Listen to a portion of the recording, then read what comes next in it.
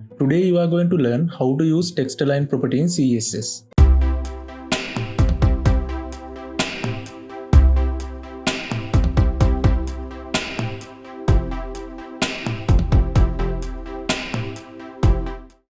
Hello friends, welcome to Tutorials World.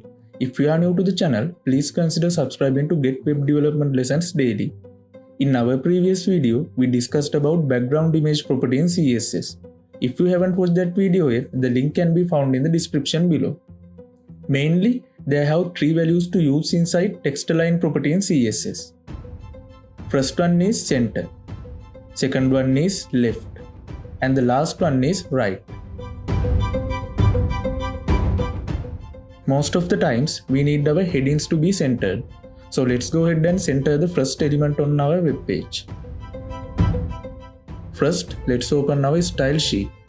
Inside the H1 rule, let's add text, hyphen, align, colon, center, and semicolon.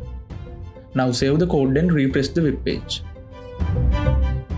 Now you can see we got our header element centered to the web page. The nice thing about this is that if you resize the window, the text will remain centered.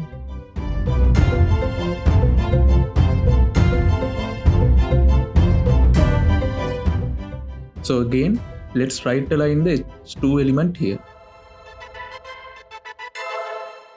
Let's add text, hyphen, align, colon, right. Now save the code and refresh the web page.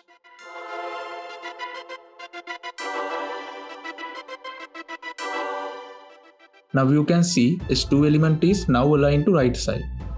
Remember, left align is the default element method in CSS. So comment if you have any questions. Subscribe to the channel to get web development lessons daily. And I will see you guys in the next one.